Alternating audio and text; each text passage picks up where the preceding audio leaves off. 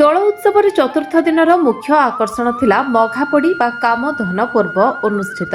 ଗଜପତି ଜିଲ୍ଲା ସଦର ମହକୁମା ପାରଳାଖେମୁଣ୍ଡି ସ୍ଥିତ ଦୋଳ ଉତ୍ସବ ଓ ଦୋଳବନ୍ଧ ଉନ୍ନୟନ କମିଟି ଏବଂ ଜିଲ୍ଲା ସଂସ୍କୃତି ପରିଷଦ ମିଳିତ ଆନୁକୂଲ୍ୟରେ ଦୋଳବନ୍ଧ ନିକଟ ଦୋଳମଣ୍ଡପଠାରେ ଚାଲିଥିବା ଦୋଳୋତ୍ସବର ଚତୁର୍ଥ ସନ୍ଧ୍ୟାରେ ରାମସ୍ୱାମୀ ମନ୍ଦିରରୁ ପ୍ରଭୁ ଦୋଳଗୋବିନ୍ଦ ସୁସଜ୍ଜିତ ବିମାନରେ ବସି ନଗର ପରିକ୍ରମା କରି ଦୋଳବନ୍ଧ ନିକଟରେ ଥିବା ଦୋଳମଣ୍ଡପକୁ ବିଜେ କରିଥିଲେ। ଚତୁର୍ଥ ସନ୍ଧ୍ୟାର ମୁଖ୍ୟ ଆକର୍ଷଣ ଥିଲା ରାତ୍ରିରେ ମା ମାଣିକେଶ୍ୱରୀ ଓ ରାମଲିଙ୍ଗେଶ୍ୱର ମନ୍ଦିରରୁ ମହାଦେବଙ୍କୁ ବିରାଟ ପଟୁଆରରେ ଘଣ୍ଟ ତାଳ ବିଭିନ୍ନ ସଂକୀର୍ତ୍ତନ ମଣ୍ଡଳୀ ବାଜା ବଜାଣ ବଜାଇ ମେଳନ ପଡ଼ିଆ ନିକଟକୁ ଅଣାଯାଇ ହରିହର ଭେଟ କରାଯାଇଥିଲା। ପରେ ମଘାପୋଡ଼ି ବା କାମଦହନ କାର୍ଯ୍ୟକ୍ରମ ଅନୁଷ୍ଠିତ ହୋଇଥିଲା। ଏହା ଦେଖିବାକୁ ଆଖପାଖ ଅଞ୍ଚଳରୁ ବହୁ ଶ୍ରଦ୍ଧାଳୁଙ୍କ ଭିଡ଼ ଜମିଥିଲା। ଶ୍ରଦ୍ଧାଳୁଙ୍କ ମନୋରଞ୍ଜନ ପାଇଁ ପ୍ରତ୍ୟେକ ସନ୍ଧ୍ୟାରେ ସାଂସ୍କୃତିକ କାର୍ଯ୍ୟକ୍ରମ ଅନୁଷ୍ଠିତ ହେଉଛି। ଚତୁର୍ଥ ସନ୍ଧ୍ୟାରେ ସ୍ଥାନୀୟ ମିରାକେଲ ଡ୍ୟାନ୍ସ ଷ୍ଟୁଡିଓର କଳାକାରମାନେ ରଙ୍ଗାରଙ୍ଗ ନୃତ୍ୟ ପରିବେଷଣ କରିଥିଲେ। ମୁଁ ବିନୋଦ ଚନ୍ଦ୍ର ଜେନା ଏ ଦୋଳ ଉତ୍ସବ କମିଟିର ସଭାପତି ରହିଛି।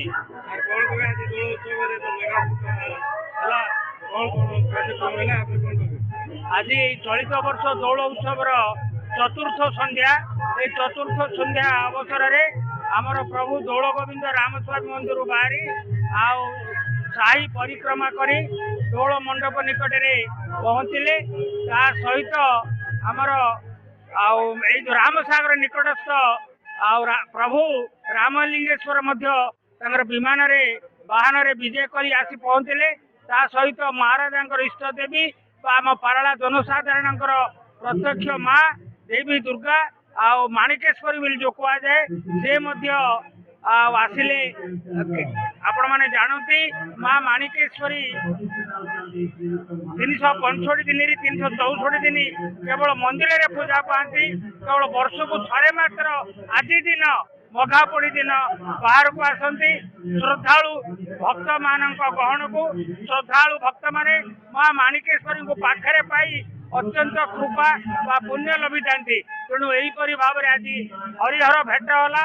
ଆମର ସ୍ଥାନୀୟ ଯୋଉ ଦୋଳ ମଣ୍ଡଳ ମେଳଣ ପଡ଼ିଆ ଅଛି ସେଇଠି ହରହର ଭେଟେଇ ମଘାପୋଡ଼ି କାର୍ଯ୍ୟକ୍ରମ ବା ହୋଲିକା ଦହନ କାର୍ଯ୍ୟକ୍ରମ ଯାହାର ପୌରାଣିକ ଐତିହାସିକ କିମ୍ବଦନ୍ତୀ ରହିଛି। ଆପଣ ମାନେ ଜାଣନ୍ତି ଭକ୍ତ ପ୍ରହ୍ଲାଦ ବିଷ୍ଣୁ ବା ନାରାୟଣଙ୍କର ପରମ ଭକ୍ତ ଥିଲେ, କିନ୍ତୁ ତାଙ୍କର ପିତା ହିରଣ୍ୟକଶ୍ୟପ ସେ ଅସୁର ମାନଙ୍କର ଭକ୍ତ ଥିଲେ। ତେଣୁ କଦାପି ସେ ଚାହୁଁନଥିଲେ ଯେ ତାଙ୍କର ପୁଅ ଜଣେ ଭଗବାନ ଭକ୍ତ ହବ।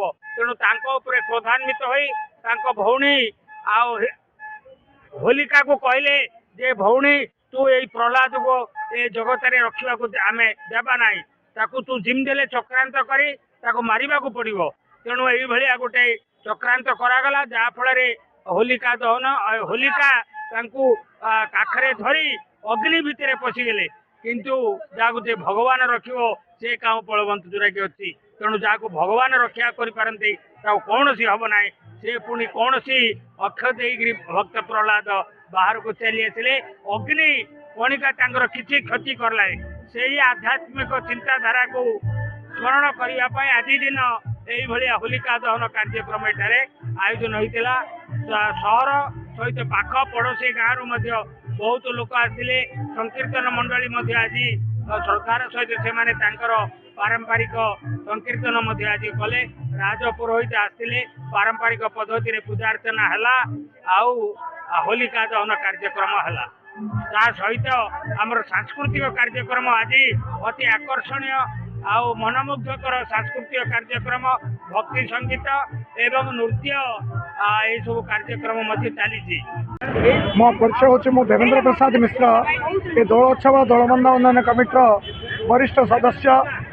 ଆମେ ଏଠି 2004 ମସିହା ଠାରୁ ବର୍ତ୍ତମାନ 2025 ମସିହା ପର୍ଯ୍ୟନ୍ତ ଦୀର୍ଘ 22 ବର୍ଷ ଧରି ଆମେ ଦୋଳ ଉତ୍ସବ କରି ଆସୁଛୁ।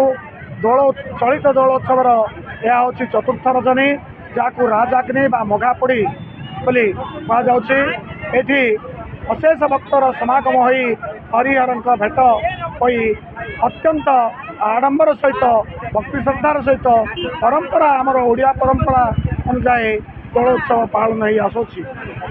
ଆଉ ଏହା ପାଇଁ ପାରଳାର ମହାରାଜା ଏବଂ ପାରଳାର ସମସ୍ତ ଜନସାଧାରଣଙ୍କର तरफ आमको अशेष समवेदना एवं साहाय्य सहयोग रही आसुची।